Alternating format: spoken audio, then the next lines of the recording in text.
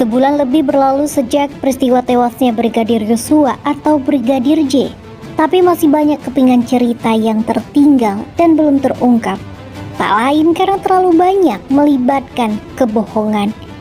11 Juli 2022, dalam konferensi pers pertama kasus ini, Mabes Polri menyatakan Brigadir Yosua terbunuh dalam baku tembak dengan Barada Eliezer. Dalam dugaan Polri, Barada Eliezer melindungi Putri Chandrawati selaku istri Irjen Ferdy Sambo dari pelecehan seksual yang dilakukan Brigadir Yosua. Karopemnas Divisi Humas Polri Brigjen Ahmad Ramadan menyatakan Brigadir Yosua melepaskan 7 tembakan, dibalas 5 tembakan oleh Barada Eliezer. Namun, ada sekian banyak kejanggalan dari kelanjutan kasus ini. Dari hasil pemeriksaan Komnas HAM, beberapa kejanggalan dari cerita kronologis awal diakui oleh Ferdy Sambo sebagai skenario yang ia rancang sendiri. Saudara FS ini dia pada pokoknya mengakui dua hal. Pertama, dia mengakui bahwa dialah otak pembunuhan atau penembakan saudara Joshua. Yang kedua, dia mengakui dialah otak yang merancang obstruction of justice, ya. Dengan misalnya mengubah TKP, menghilangkan beberapa barang bukti seperti decoder CCTV, alat-alat komunikasi dan lain-lain, termasuk juga mengkondisikan supaya orang-orang yang menjadi saksi kunci itu memberikan keterangan sebagaimana skenario yang dia mau buat. Itu diakuinya sebagai rancangan dia, dan setelah itu semua dia siapkan alat pendukungnya. 9 Agustus 2022, Kapolri akhirnya mengumumkan tidak ditemukan fakta peristiwa tembak-menembak. Irjen Pol Ferdy Sambo ditetapkan sebagai tersangka menyusul penetapan 3 tersangka lain. Sambo disebut menjadi dalang yang memerintahkan Barada Eliezer untuk menembak Brigadir Yosua.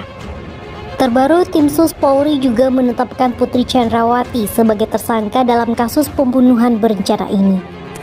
Komnas HAM ikut meyakini bahwa penembakan terhadap Brigadir Yosua dilakukan bukan oleh Barada E seorang. Ya, kami meyakini bahwa memang tidak mungkin itu dilakukan oleh seorang Richard sendirian, karena misalnya arah peluru datangnya dari tempat yang berbeda, ya. Artinya tidak mungkin orang yang sama berbolak-balik dari satu tempat ke tempat lain untuk melakukan tembakan. Yang kedua juga indikasi bahwa pelurunya jenisnya juga berbeda. Satu, posisi tubuh Joshua dengan di posisi tubuh yang lain itu ada ukuran yang berbeda satu dengan lainnya. Jadi sangat mungkin memang terjadi bahwa itu dilakukan oleh lebih dari satu orang. Dan dalam hal ini kalau kita merujuk kepada pengakuan Richard, selain Richard itu ya tadi dikatakannya adalah saudara FS. Detail kronologi terbaru yang disampaikan tim Sus Polri menunjukkan kejinya peristiwa penembakan ini.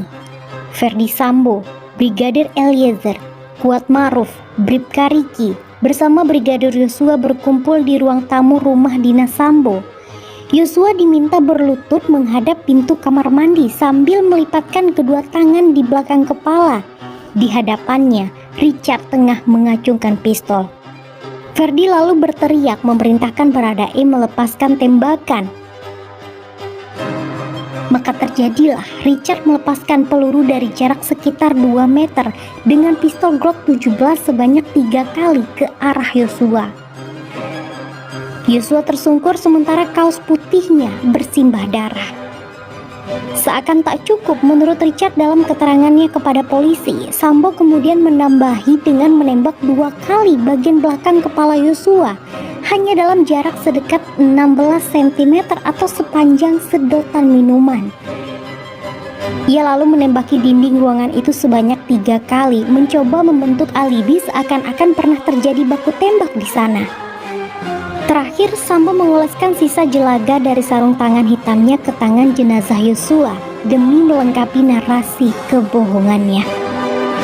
Puzzle ini belum terangkai lengkap.